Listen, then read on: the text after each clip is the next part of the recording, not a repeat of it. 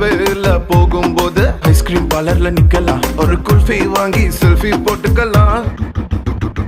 டுமாரோவே இல்ல போல டுடே நம்ம சுத்தலாம், ஒன் டே இல்ல வட பாத்திடலாம்.